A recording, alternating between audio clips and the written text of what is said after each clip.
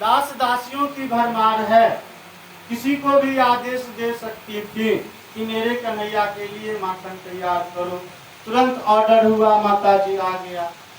लेकिन उन्होंने ऐसा नहीं किया, स्वयं तैयार कर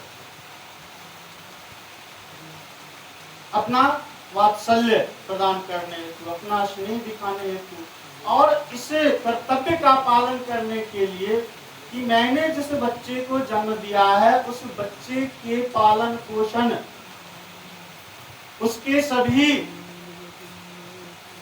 बातों का ख्याल रखने का दायित्व तो मेरे ऊपर। लेकिन यहाँ स्थिति ठीक उलट है।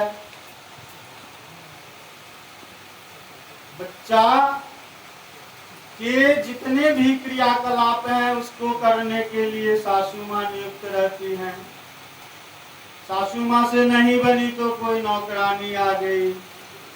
नौकरानी यदि नहीं उपलब्ध हुई तो अब बड़े बड़े शहरों में क्रैच की स्थापना है।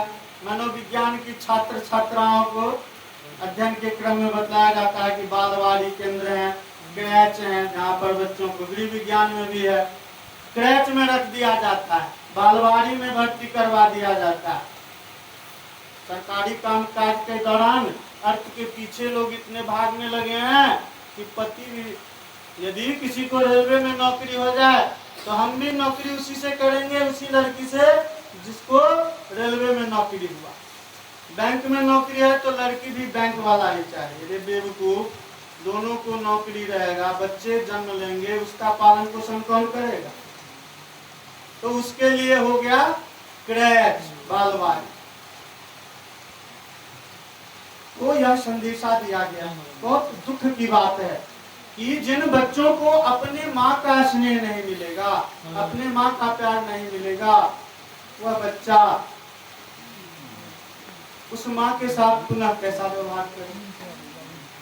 जब वह बच्चा अपने माँ को नहीं पहचानेगा तब उसे पता चलेगा, तब वह बतलाएगी कि मेरा दुर्भाग्य कि ऐसा बच्चा मुझे हुआ। तुमने तो दुर्भाग्य अपना स्वयं निर्मित कर दिया।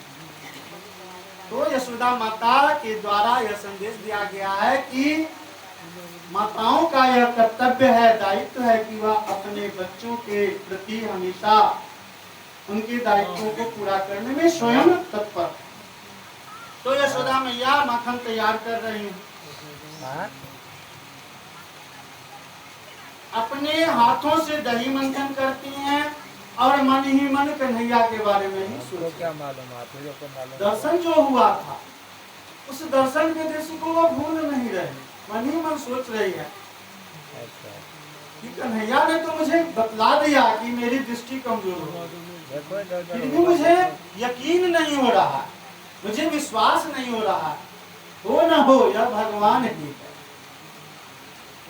तो इस तरह की बातों का विचार कर रही हैं, कन्हैया के बारे में सोच रही हैं, माखन तैयार कर रही हैं। ऐसा होता है हम लोगों के जीवन में कि हम जिसे याद कर रहे होते हैं वह उपस्थित भी हो जाते हैं।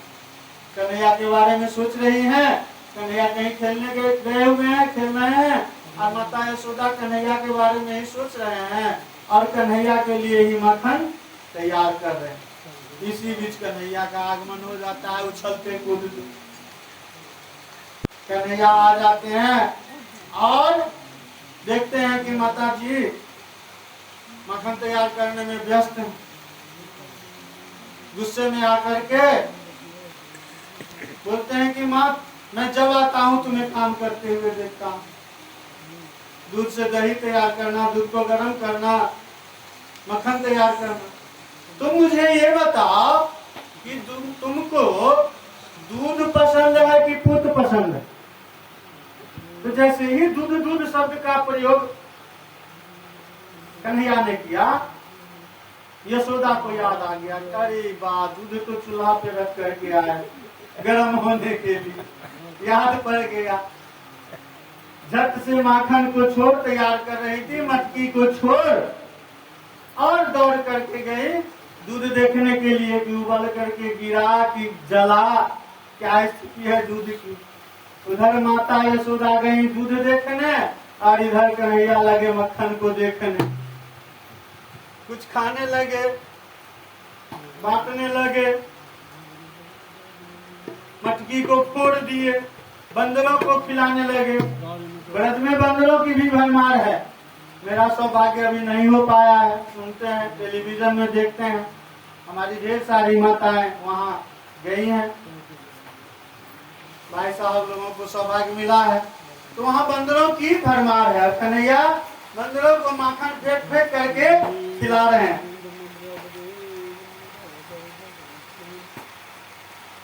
जैसे ही दूध की स्थिति को देखकर यशोदा माता दूध को भी देखती हैं और ध्यान से मक्खन पर भी है, दूध को यथास्थान रख करके वापस आती हैं। माखन की स्थिति देख करके तो अब दिमाग सन्न, क्रोध का पारा चढ़ जाता है। देख रही हैं कि कन्हैया माखन को तो तहस नहस कर दिया, बर्बाद, सारा माखन छिन्न भिन्न हो गया।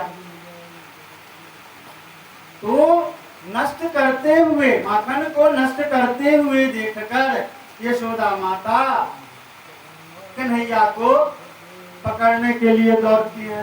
लुका छिपी का खेल चलता है, कन्हैया भागे जा रहे हैं, यशोदा उनके पीछे दौड़ रही है और लाठी ली हुई है, लाठी फेंक देती हैं और किसी भी तरह से कन्हैया को पकड़ लेती है। भगवान सोचते हैं कन्हैया माता को, कन्हैया को पकड़ लेती, पकड़ करके लाती हैं और कहती हैं कि तुमने बहुत परेशान किया, बहुत तुम्हारी जो उदंडता है, तुम्हारी जो बदमाशी है वह धीरे धीरे बहुत बढ़ने लगी।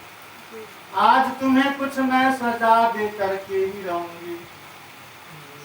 इस मक्खन को तुमने फेंक कर बर्बाद कर दिया, बंदरों को खिला दिया, आज मैं तुझे सजा दे करके ही रहूंगी। भगवान ने लीला रचा था, इस लीला के पीछे भी भगवान का उद्देश्य था।